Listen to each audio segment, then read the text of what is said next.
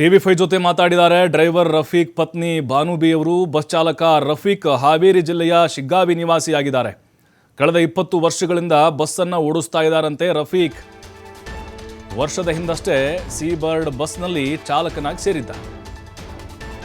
Driver ಹೆಂಡತಿ ಮಾತಾಡೋದು 20 ವರ್ಷದಿಂದ ಡ್ರೈವರ್ ಆಗಿ ಅವರು ಕೆಲಸ ಮಾಡ್ತಾ ಇದ್ದಾರೆ. ಅದರಲ್ಲೂ ಈ ಸೀಬರ್ಡ್ ಕಂಪ್ನಿಗೆ ಸೇರಿಕೊಂಡು 1 ವರ್ಷ ಆಯಿತು ಅವರು ಡ್ರೈವರ್ ಆಗಿ. ನಿನ್ನೆ ರಾತ್ರಿ 8 ಗಂಟೆಗೆ ಪತ್ನಿಗೆ ರಫೀಕ್ ಕರೆ ಮಾಡಿರ್ತಾರೆ. ಪತ್ನಿಗೆ ಕಾಲ್ ಮಾಡಿ ಆರೋಗ್ಯವನ್ನು ವಿಚಾರಿಸಿದ್ರು. ಚಾಲಕ ರಫೀಕ್ ಮತ್ತು ಕ್ಲೀನರ್ ಸಾದಿಕ್ ಇಬ್ಬರು ಕೂಡ ಸಂಬಂಧಿಗಳಾಗಬೇಕು. ಆಗಲೇ ಮಾತಾಡಿದವರು ಸಾದಿಕು, ಡ್ರೈವರು ರಫೀಕು ಇಬ್ಬರು ಸಂಬಂಧಿಗಳಾಗಬೇಕು. ಈಗ ಡ್ರೈವರ್ ರಫೀಕ್ ಪತ್ನಿ ಭಾನು ಅವರು TV5 ಜೊತೆಗೆ ಮಾತಾಡಿದ್ದಾರೆ. ಎಷ್ಟು ವರ್ಷಗಳಿಂದ ಕೆಲಸ ಮಾಡ್ತಾ ಇದ್ರು ಅನ್ನೋದನ್ನು ಕೂಡ ಹೇಳಿದ್ದಾರೆ. ಮತ್ತು ಅವರಿಗೆ ಗಂಭೀರವಾದಂತಹ ಗಾಯಗಳಾಗಿದೆ. ಪ್ರಾಣಾಪಾಯದಿಂದ ಪಾರಾಗಿದ್ದಾರೆ, ಆದರೆ ಕಾಲೇನೋ ಮುರಿದಿದೆ ಅಂತ ಹೇಳಲಾಗ್ತಾ ಇತ್ತು. ಬಸ್ ದುರಂತಕ್ಕೆ ಸಂಬಂಧಪಟ್ಟಂಗೆ ಇಬ್ಬರು ಅದೃಷ್ಟವಶಾತ್ ಇಲ್ಲಿ ಅಂತಾರೆ ಮರುಜೀವ ಪಡೆದುಕೊಂಡಿದ್ದಾರೆ. ಓರ್ವ ನಿರ್ವಾಹಕ, ಇನ್ನೊಬ್ಬರು ಚಾಲಕನ ಪತ್ನಿ ನಮ್ಮ ಜೊತೆ ಇದ್ದಾರೆ. ರಫೀಕ್ ಅವರ ಪತ್ನಿ ನಮ್ಮ ಜೊತೆ ಇದ್ದಾರೆ. ನಾನು ಅವರನ್ನೇ ಮಾತಾಡ್ತೀನಿ. ರಫೀಕ್ ಅವರು ಎಷ್ಟು ದಿವಸದಿಂದ ಸೀಬರ್ಡ್ ಒಳಗೆ ಕೆಲಸ ಮಾಡ್ತಿದ್ರಿ ಮೇಡಮ್? 1 ವರ್ಷ ಆತ್ರಿ. ಮುಂದಿನ ವರ್ಷ पहले लारी चलाते थे हम 5-6 बरस हुआ लारी चलाने को ठेर को. अब 1 बरस हुआ बस चला रहे हैं. 1 ವರ್ಷದಿಂದ ಇಲ್ಲೇ ಸೀಬರ್ಡ್ ಒಳಗೆ ಕೆಲಸ ಮಾಡ್ತಾ ಇದ್ರು.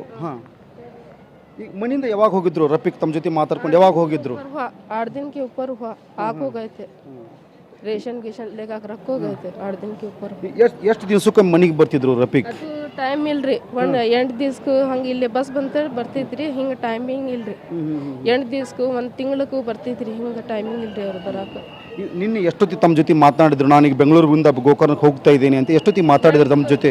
8 ಗಂಟೆಗೆ ಮಾತಾಡ್ರಿ. ನಾವು ಮನೆ ಕೆಲ್ಸಕ್ಕೆ ಹೋಗ್ತೇನೆ ರೀ. ಫೋನ್ ಬಂದಿತ್ರಿ. ಅದು 8 ಗಂಟೆಗೆ ಫೋನ್ ಮತ್ತೆ ಬಂದು ಹಚ್ಚಿನ್ರಿ. ನಾನು ಎಲ್ಲ ಪ್ಯಾಸೆಂಜರ್ ತೊಗೊಂಡು ಹೋಗ್ತೀನಿ, ಆರಾಮೈತಿಲ್ಲ ಅಷ್ಟೇ ಮಾತಾಡ್ರಿ. ಅದು ಮತ್ತೆ ಏನೆಲ್ಲ ಮಾತಾಡಿದ್ರು? ಕಷ್ಟ ಸುಖ ಮಕ್ಕಳ ಬಗ್ಗೆ ಏನಾದ್ರು ಕೇಳಿದ್ರು? ನಮ್ಮ ಮಕ್ಕಳು ಹಾಸ್ಟೆಲ್ದಾಗ ಅದಾರಿ, ಅವ್ರ ಫೋನ್ ಹಚ್ಚಿದ್ರೆ ಇಲ್ಲ ಅಂತ ಅಷ್ಟೇ ಮಾತಾಡ್ರಿ.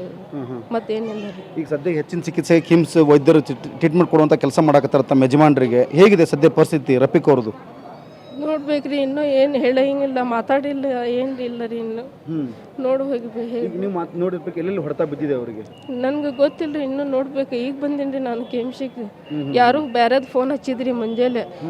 ಬಾನು ಅಂತ ನಾನ ರೀ ಅವ್ರ ಹೆಂಡತಿ ಅಂತ. ಅವ್ರ ಆಕ್ಸಿಡೆಂಟ್ ಆಗೈತಿ, ಏನು ಮಾತಾಡ್ರಿ ನೋಡ್ರಿ ಅಂತ ಅಷ್ಟೇ ಹೇಳ್ರಿ. ಇದರಲ್ಲಿ ಬಹಳ ಜನ ಸಾವನ್ನಪ್ಪಿದ್ರು. ತಮ್ಮ ಮನೆಯವರು ಮತ್ತು ತಮ್ಮ ಅಳಿಯ ಇಬ್ಬರು ಸಹ ಅದೃಷ್ಟವತ್ತು ಬದುಕಿದ್ದಾರೆ. ಏನು ಹೇಳ್ತೀರಿ ಅದ್ರ ಬಗ್ಗೆ? ದೇವರು ಕಾಪಾಡ್ಬೇಕ್ರಿ. ನಮ್ಗೆ ಬಡವ್ರು ಇದ್ದೀರಿ. ನಾವು ಹೊಲ ಇಲ್ಲ, ಮನೆ ಇಲ್ಲ ರೀ. ಬಾಡಿಗೆ ಮನೆದಾಗ ಇರ್ತೀನಿ ರೀ. 3 ಮಕ್ಕಳು ಐತ್ರಿ, ಅವ್ರ ತಂಗ್ಯಾರ ಐತ್ರಿ. ಎಲ್ಲ ದುಡಿತೀರಿ, ತಿಂತೀರಿ. ನಾವು ಯಾರು ಇಲ್ರಿ, ಅವ್ರ ಅದಾರಿ ನಮ್ಮ ಮನ್ಯಾಗ. ಒಂದು ನಿಮಿಷ ಅಮ್ಮ, ಹೇಳಮ್ಮ, ಏನು ಹೇಳು. ನಮ್ಗೆ ಎಲ್ಲ ತಾಯಿ ತಂದೆ ಅವರೊಂದಿದೆ. ತಾಯಿ ತಂದೆ ಇಲ್ಲ ನಮ್ದು. ಅದ್ರ ಸಲುವಾಗಿ ನಮ್ಮ ಜೀವನ ಚಲೋವಾಗೈತ್ರಿ. ನಮ್ಮ ಮನೆಗೆ ಆರಾಮ ಆಗಿರ್ಬೇಕ್ರಿ ಅಷ್ಟೇ. ಸದ್ಯ ಏನಾದ್ರು ಮಾತಾಡಿದ್ರ? ಕಷ್ಟ ಸುಖ ಇಲ್ರಿ. ನಾವು ದಾದಾ ಫೋನ್ ಹಚ್ಚಂಗಿಲ್ರಿ. ಗಾಡಿ ಮೇಲೆ ಇರ್ತಾನಂತ. ಯಾವಾಗ ಮುಂಜಾನೆ ಅಷ್ಟೇ ಹಚ್ತೀನಿ ರೀ ನನ್ನ ಮಗನಿಗೆ. ನನ್ನ ಮಗ ಅವ ಸಾದಿಕ್. ನಮ್ಮ ಅಪ್ಪ ಅಮ್ಮ ಇಲ್ರಿ, ನಮ್ಮ ಅಣ್ಣಾರ ಎಲ್ಲ ನಮ್ಗೆ. ಅಣ್ಣಾರ ನೀವು? ನಿಮ್ಮ ಅಣ್ಣಾರ? ಹೌದ್ರಿ. ಈಗ ರಫೀಕ್ ಅವರು ನಮ್ಮ ಅಣ್ಣಾರಿ ರಫೀಕ್ ಇಲ್ರಿ. Okay, thanks. ನಿನ್ನೆ ನಮಗೆ ರಾತ್ರಿ 10 ಗಂಟೆ ಸುಮಾರು ಮಾತನಾಡಿ, ನಾನು ಬೆಂಗಳೂರಿಂದ ಗೋಕರ್ಣಕ್ಕೆ ಹೋಗ್ತಿದ್ದೀನಿ, ನಾವೆಲ್ಲರೂ ಆರಾಮಿದ್ದೀವಿ, ನೀವು ಹೇಗಿದ್ದೀರಾ ಅಂತೇಳಿ ಕಷ್ಟ ಸುಖವನ್ನು ನಮ್ಮ ಜೊತೆ ಹಂಚಿಕೊಂಡಿದ್ರು. ಆದರೆ ರಾತ್ರಿ ಅದೃಷ್ಟವಶಾತ್ ಈ ಒಂದು ಘಟನೆ ನಡೆದಿದೆ. ದುರಾದೃಷ್ಟದ ಈ ಘಟನೆ ನಡೆದಾಗ ಅದೃಷ್ಟವಶಾತ್ ಇವತ್ತು ನಮ್ಮ ಇಬ್ಬರು ಇಲ್ಲಿ ಚಾಲಕ ನಿರ್ವಾಹಕರು ಉಳಿದಿದ್ದಾರೆ. ಹೀಗಾಗಿ ದೇವರೇ ಅವರನ್ನು ಕಾಪಾಡಬೇಕು. ಆರೋಗ್ಯದಲ್ಲಿ ಆದಷ್ಟು ಬೇಗ ಅವರು ಚೇತರಿಕೊಳ್ಳಿ ಅಂತ ನಾವು ದೇವರಲ್ಲಿ ಪ್ರಾರ್ಥನೆ ಮಾಡ್ತೀವಿ ಅನ್ನೋದು ಕುಟುಂಬಸ್ಥರ ಮಾತು. ಕ್ಯಾಮ್ರಾ ಪರ್ಸನ್ ಬರ್ ಜೊತೆ ಯಲ್ಲಪ್ಪ ಸೊಲರಪ್ಪ, TV5 ಹುಬ್ಬಳ್ಳಿ, ಚಿತ್ರದುರ್ಗದ.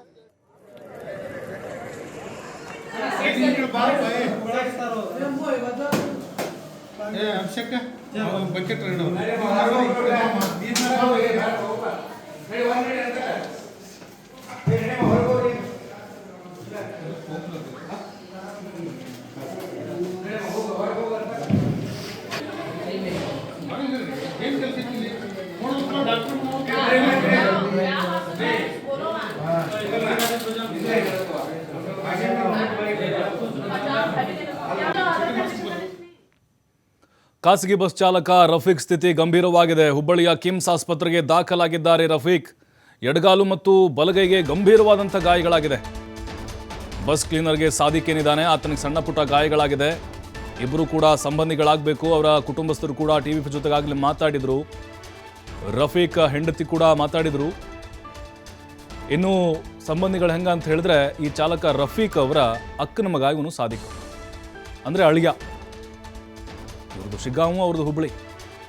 10 ವರ್ಷದಿಂದ ಕೆಲಸ ಮಾಡ್ತಾ ಇದ್ದ ರಫೀಕು ಮತ್ತು ಸಾದಿಕು ರೀಸೆಂಟಾಗಿ ಜಾಯ್ನ್ ಆಗಿದೆ ಅಂತ ಹೇಳ್ದ. ಬಟ್ ಇಲ್ಲಿ ಒಂದು ಗಾಯಗೊಂಡಂಥವ್ರು ಎಲ್ಲರೂ ಕೂಡ ಚೇತರಿಸ್ಕೊಳ್ಳಿ ಅನ್ನುವಂಥ ಆಶೆ ನಮ್ಮದು. ಎಲ್ಲರೂ ಅದನ್ನೇ ಪ್ರಾರ್ಥನೆ ಮಾಡ್ತಾ ಇದ್ದಾರೆ. ಇಲ್ಲಿ ನಾವು ಒಂದು ಹೇಳೋದು ಅಲ್ಲಿ IGP ಅವರು ಮತ್ತು ಸ್ಥಳೀಯರು ಪ್ರತ್ಯಕ್ಷದರ್ಶಿಗಳು ಏನು ಹೇಳಿದ್ದಾರೆ ಅವರು ಹೇಳಿರೋ ಪ್ರಕಾರ ಬಸ್ನವ್ರದ್ದು ಏನೂ ತಪ್ಪಿಲ್ಲ. ಇವ್ರು ಪಾಡಿಗೆ ಹೋಗ್ತಾ ಇದ್ರು. ಆ ಕಡೆಯಿಂದ ಏನು ಬರ್ತಿದ್ದ ಅವನು, ಹಿರಿಯೂರಿಂದ ಬೆಂಗಳೂರು ಕಡೆಗೆ ಏನು ಬರ್ತಾ ಇದ್ದ ಈ ಕಂಟೈನರ್, ಅವನು UP ಮೂಲದವನು, ಡ್ರೈವರು ಉತ್ತರ ಪ್ರದೇಶ ಮೂಲದವನು. ಅವನದೇ ತಪ್ಪಿಲ್ಲಿ. ಅವನ ಅಜಾಗರೂಕತೆ ಮತ್ತು ಅವನ ಓವರ್ ಸ್ಪೀಡ್ ಏನಿದೆ ಮತ್ತು ಗೊತ್ತಿಲ್ಲ ನೈಟ್ ಎಲ್ಲ ಯಾವ್ಯಾವ ಗುಂಗಲ್ಲಿರ್ತಾರೆ ಡ್ರೈವರ್ಗಳು ಹೇಳೋಕ್ಕಾಗಲ್ಲ. ಅಂದರೆ ಈ ಉತ್ತರ ಭಾರತದಿಂದ ಸಾಕಷ್ಟು ಕಂಟೈನರ್ಗಳು ಬರ್ತಾ ಇರ್ತವೆ ಸರಕುಗಳನ್ನು ತುಂಬಿಕೊಂಡು ಬೆಂಗಳೂರು ಕಡೆಗೆ ಡಂಪ್ ಮಾಡಬೇಕು ಅಂತೇಳಿ. ಅವ್ರಿಗೆ ಟಾರ್ಗೆಟ್ ಕೂಡ ಫಿಕ್ಸ್ ಮಾಡಿರ್ತಾರೆ, ಟೈಮಿಂಗ್ಸ್ ಇರುತ್ತೆ. ಆದರೆ ಆ ಟೈಮು ಒಳ್ಳೆ ನಿದ್ದೆ ಟೈಮ್ ಅದು. ಅವ್ನು ನಿದ್ದೆ ಮಂಪರ್ನಲ್ಲಿದ್ನೋ ಅಥವಾ ಎಣ್ಣೆ ಹೊಡೆದಿದ್ನೋ ಗಾಂಜಾ ಹೊಡೆದಿದ್ನೋ ಅದು ಗೊತ್ತಿಲ್ಲ ನಮಗೆ. ಆದರೆ ಇಲ್ಲಿ ಬಸ್ ಡ್ರೈವರ್ ರಫೀಕು ಮತ್ತು ಸಾದಿಕ್ ಅವ್ರು ನಾರ್ಮಲ್ಲಾಗಿಯೇ ಓಡ್ತಾ ಇದ್ರು. ಅವ್ರ ಹಿಂದೆ ಒಂದು ಸ್ಕೂಲ್ ವ್ಯಾನ್ ಇತ್ತಂತೆ, ಅದರಲ್ಲಿ 42 ಜನ ಮಕ್ಕಳಿದ್ರು. ನೋಡಿ, ಅದೃಷ್ಟವಶಾತ್ ಪಾರಾಗಿದ್ದಾರೆ ಅವರು. ಇವಂಗೆ ಹೊಡೆದು ಆಮೇಲೆ ಆ ಬಸ್ಗೆ ಹೊಡೆದಿದೆ ಇದು, ಅಂದರೆ ಸ್ಕೂಲ್ ಬಸ್ಗೆ. ಇಲ್ಲದೇ ಇದ್ದರೆ ದೊಡ್ಡ ಅನಾಹುತ ಆಗ್ಬಿಡೋದು. ಈಗ ರಫೀಕ್ ಅವರ ಸ್ಥಿತಿ ಗಂಭೀರವಾಗಿದೆ. ಒಂದು ಕೈ ಹಾಗೆ ಒಂದು ಕಾಲು ಕಂಪ್ಲೀಟಾಗಿ ಕಳೆದುಕೊಂಡಿದ್ದಾರೆ, ಅಂದರೆ ಬಲಗೈ ಪೆಟ್ಟಾಗಿದೆ. ಹಾಗೆ ಎಡಗಾಲು ಅದಕ್ಕೂ ಕೂಡ ಸಿಕ್ಕಾಪಟ್ಟೆ ಡ್ಯಾಮೇಜ್ ಆಗಿದೆ. ಅವ್ರ ಕುಟುಂಬಸ್ಥರ ಆಕ್ರಂದನ ಮುಗಿಲು ಮುಟ್ಟಿದೆ. ವೈದ್ಯರು ಕೂಡ ಚಿಕಿತ್ಸೆಯನ್ನು ಕೊಡ್ತಾ ಇದ್ದಾರೆ. ಹುಬ್ಬಳ್ಳಿಲಿ ಇವರು, ಅಂದರೆ ಹುಬ್ಬಳ್ಳಿ ಮೂಲದವರು. ಜೊತೆಗೆ ಅವರ ಅಳಿಯ ಏನಿದ್ದಾನೆ ಸಾದಿಕ್, ಆತ ಶಿಗ್ಗಾಮಿ ಮೂಲದವನು. ಅವರೆಲ್ಲ ಸಂಬಂಧಿಕರು ಬಂದಿದ್ದಾರೆ. ನಾವು ಬಡವರು, ನಮಗೆ ಯಾರೂ ಆಶ್ರಯ ಇಲ್ಲ, ಹಾಗಾಗಿ ಚಿಕಿತ್ಸೆಯನ್ನು ಸರಿಯಾಗಿ ಕೊಡಬೇಕು ಅನ್ನುವಂಥ ಮನವಿಯನ್ನು ಮಾಡ್ಕೊಳ್ತಾ ಇದ್ದಾರೆ. ಇನ್ನು ನುರಿತ ವೈದ್ಯರು ಕೂಡ ಈಗ ಕಿಮ್ಸ್ನಲ್ಲಿ ಅವರಿಗೆ ಚಿಕಿತ್ಸೆಯನ್ನು ಕೊಡ್ತಾ ಇದ್ದಾರೆ. ಎಲ್ಲರ ಪ್ರಾರ್ಥನೆ ಒಂದೇ, ಆದಷ್ಟು ಬೇಗ ಗುಣಮುಖರಾಗಬೇಕು ಅಂತ. ಇನ್ನು ಕ್ಲೀನರ್ ಏನಿದ್ದಾನೆ ಸಾದಿಕ್ಕು, ಆತನಿಗೆ ಸಣ್ಣ ಪುಟ್ಟ ಗಾಯಗಳಾಗಿದೆ. ಯಾಕೆಂದರೆ ಆತ ಮಲಗಿದ್ದ, ಅಪಘಾತದ ರಭಸಕ್ಕೆ ಅವನು ಹೊರಗಡೆ ತೂರಿ ಬಂದು ಬಿದ್ದಿದ್ದ. ಡ್ರೈವರ್ ಸೀಟ್ನಲ್ಲಿ ಕುಂತಂಥವನು ಕೂಡ ಗಂಭೀರವಾಗಿ ಆ ಕಂಟೈನರ್ ಬಂದು ಅಪ್ಪಚ್ಚಿ ಆಗಿಬಿಡ್ತು. ಅಂದರೆ ಮುಂಭಾಗಕ್ಕೆ ಹೊಡೆದಿದ್ದರಿಂದಾಗಿ ಅವನಿಗೂ ಗಾಯಗಳಾಗಿದೆ. ಬಟ್ ಈ ಬೆಂಕಿ ಹೊತ್ಕೊಳ್ಳೋದ್ರಿಂದ ಆತ ಬಚಾವಾಗಿದ್ದಾನೆ. ಯಾಕಂದರೆ ಆ ಕಿಟಕಿಯಿಂದ ಆತ ಹಾರಿ ಜೀವವನ್ನು ಉಳಿಸ್ಕೊಂಡ. ಬಟ್ ಒಳಗಡೆ ಮಲಗಿದಂಥವರು ಸಜೀವವಾಗಿ 5 ಜನ ಸಾವನ್ನಪ್ಪಿದ್ದಾರೆ. ನಿಜಕ್ಕೂ ಅದೃಷ್ಟ ಅಂತ ಹೇಳ್ಬೋದು ಇವ್ರದ್ದು, ಬಸ್ ಡ್ರೈವರ್ ಮತ್ತು ಕ್ಲೀನರ್ದು. ಯಾಕಂದರೆ ಇಂಥ ಅಪಘಾತಗಳಾದಾಗ, ಬೆಂಕಿ ದುರಂತಗಳಾದಾಗ ಬಚಾವ್ ಆಗದೇ ಇರೋ ಕೆಲವು ಸಂದರ್ಭಗಳನ್ನ ನಾವು ನೋಡಿದ್ದೇವೆ. ಕ್ಲೀನರು ಮತ್ತು ಡ್ರೈವರ್ ಎಷ್ಟೋ ಅಪಘಾತಗಳಲ್ಲಿ ಸಾವನ್ನಪ್ಪಿರ್ತಾರೆ. ಆದರೆ ಇವರ ಅದೃಷ್ಟ ಚೆನ್ನಾಗಿತ್ತು ಮತ್ತು ಕ್ವಿಕ್ಕಾಗಿ ಅವರು ಎಚ್ಚೆತ್ತುಕೊಂಡಿದ್ದಾರೆ. ಅದಾದಮೇಲೆ ಅಲ್ಲಿ ಪ್ರಯಾಣಿಕರ ಪ್ರಾಣವನ್ನು ಉಳಿಸಲಿಕ್ಕೆ ಪ್ರಯತ್ನ ಪಟ್ಟಿರ್ತಾರೆ ಯಾರಾದರೂ ಅಷ್ಟೇ. ಆದರೆ ಅವ್ರಿಗೆ ಸಾಧ್ಯ ಆಗಿಲ್ಲ. ಯಾಕಂದರೆ ಅವ್ರಿಗೆ ಗಂಭೀರವಾಗಿ ಗಾಯಗಳಾಗಿತ್ತು, ಒದ್ದಾಡ್ತಾ ಇದ್ದರು, ಅವ್ರನ್ನೇ ರಕ್ಷಣೆ ಮಾಡಬೇಕಾಗಿತ್ತು. ಅಂಥದ್ರಲ್ಲಿ ಅವರು ಮತ್ತೆ ಬಸ್ ಒಳಗಡೆ ಹೋಗುವಂಥ ಪ್ರಯತ್ನವನ್ನು ಮಾಡಲಿಲ್ಲ, ಹೋಗೋಕ್ಕಾಗ್ತಾನೂ ಇರಲಿಲ್ಲ. ಯಾಕಂದರೆ ಡೋರ್ ಕಂಪ್ಲೀಟಾಗಿ ಬೆಂಕಿಯಿಂದ ಆವೃತ ಆಗಿಬಿಟ್ಟಿತ್ತು. ಜೊತೆಗೆ ಚೀರಾಟ ಕೂಗಾಟ ಕೂಡ ಜೋರಾಗ್ತಾ ಇತ್ತು. ಅಷ್ಟೊತ್ತಿಗಾಗಲೇ ಸ್ಥಳೀಯರು ಮತ್ತು ಇನ್ನುಳಿದಂಥ ವಾಹನ ಸವಾರರು ಕೂಡ ಬಂದಿದ್ದರು. ಅಗ್ನಿಶಾಮಕ ದಳದ ಸಿಬ್ಬಂದಿ ಕೂಡ ಬಂದು ಸ್ಥಳದಲ್ಲಿ ಅವರಿಗೆ ಪ್ರಾಥಮಿಕ ಚಿಕಿತ್ಸೆಯನ್ನು ಕೊಡಿಸುವಂಥ ಕೆಲಸವನ್ನು ಮಾಡಿದರು. ಅಲ್ಲಿ ಹಿರಿಯೂರು ಹತ್ತಿರ ಆಗುತ್ತೆ, ಈ ಗುರುಲತ್ತಿಗೆ ಹಿರಿಯೂರು ಹತ್ತಿರ ಆಗುತ್ತೆ. ಬಟ್ ಆ್ಯಂಬುಲೆನ್ಸ್ ಬರೋದು ಸ್ವಲ್ಪ ಕಷ್ಟ ಆಯಿತು ಮತ್ತು ಅಗ್ನಿಶಾಮಕ ಬರೋದು ಕೂಡ ಸ್ವಲ್ಪ ಡಿಲೇ ಆಯಿತು. ಯಾಕಂದರೆ ಅಲ್ಲಿ ಹೆದ್ದಾರಿ ಹೇಳಿ ಕೇಳಿ ಸಿಕ್ಕಾಪಟ್ಟೆ ಟ್ರಾಫಿಕ್ ಉಂಟಾಗ್ಬಿಟ್ಟಿತ್ತು ಈ ಒಂದು ಘಟನೆಯಿಂದಾಗಿ. ಹಾಗಾಗಿ ಯಾವ ಮಾರ್ಗದ ಮೂಲಕ ಬರಬೇಕು ಅನ್ನೋದು ಕೂಡ ಗೊತ್ತಾಗ್ತಾ ಇರಲಿಲ್ಲ. ಸದ್ಯಕ್ಕೆ ನಿಜಕ್ಕೂ ಕರ್ನಾಟಕದಲ್ಲಿ ನಡೆದಿರುವಂಥ ಒಂದು ಘೋರ ದುರಂತ ಇದು. ಎಲ್ಲ ಕ್ರಿಸ್ಮಸ್ ಹಬ್ಬದ ಸಂಭ್ರಮದಲ್ಲಿದ್ದರು. ಎಷ್ಟೋ ಜನ ಪಾರ್ಟಿಗೆ ಹೋಗ್ತಾಯಿದ್ರು, ಮೋಜು ಮಸ್ತಿ ಮಾಡಬೇಕು ಅಂತ ಹೋಗ್ತಾಯಿದ್ರು. ಈಗ ಮಸಣಕ್ಕೆ ಸೇರಿದ್ದಾರೆ ರಜೆಯ ಸಂದರ್ಭದಲ್ಲೇ.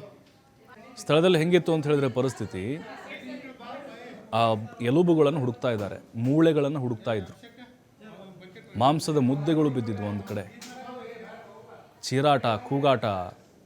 ನಾವೆಲ್ಲ ಸಿನಿಮಾಗಳಲ್ಲಿ ನೋಡ್ತಾ ಇರ್ತೀವಿ ಸಜೀವವಾಗಿ ದಹನ ಆಗೋದನ್ನು. ಆದರೆ ಅವ್ರ ಕಣ್ಮುಂದೆ ನೋಡಿದಂಥವ್ರು ಅದೆಷ್ಟು ಭಯ ಬಿದ್ದಿದ್ದಾರೋ ಗೊತ್ತಿಲ್ಲ. ಕನಸಿನಲ್ಲೂ ಕೂಡ ಬಹುಶಃ ಇನ್ನೊಂದು ತಿಂಗಳು ಅದೇ ಬರುತ್ತೆ ಅವ್ರಿಗೆ.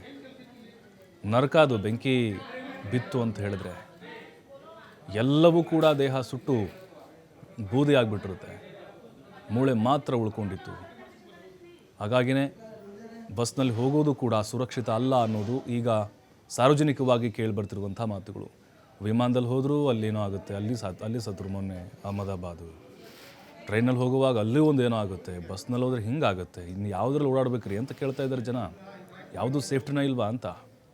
ಸರ್ಕಾರ ಎಷ್ಟೇ ಇವ್ರಿಗೆ ಕಟ್ಟುನಿಟ್ಟಾಗಿ ಹೇಳಿದರೂ ಕೂಡ ಖಾಸಗಿ ಸಾರಿಗೆ ಸಂಸ್ಥೆಯವ್ರಿಗೆ ಅವರು ಅದನ್ನು ಗಂಭೀರವಾಗಿ ತೆಗೆದುಕೊಳ್ತಾನೇ ಇಲ್ಲ.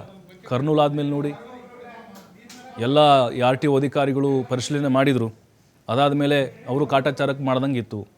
ಒಳಗಡೆ ಬೆಂಕಿ ಆರಿಸೋಕೆ ಏನಿಟ್ಟಿದ್ದಾರೆ ಇವರು, ಸುತ್ತಿಗೆ ಇತ್ತಾ ಇಲ್ವಾ, ಎಮರ್ಜೆನ್ಸಿ ಎಕ್ಸಿಟ್ ಎಲ್ಲಿತ್ತು, ಆಮೇಲೆ ಡೋರ್ಗಳು ಅಲ್ಲಿ ಗ್ಲಾಸಿಂದ ಆದರೆ ಒಡೆಯೋಕ್ಕಾಗಲ್ಲ. ಹಾಗಾಗಿ ಬೇರೆ ಥರದ ಗ್ಲಾಸ್ಗಳೇನಿದೆ ಈಸಿಯಾಗಿ ಒಡೆಯುವಂತಹ ಗ್ಲಾಸ್ಗಳನ್ನ ಅಳವಡಿಕೆ ಮಾಡಬೇಕಾಗಿತ್ತು. ಸರ್ಕಾರಿ ಬಸ್ಗಳು ಎಷ್ಟು ಬೆಟರ್ ರೀ.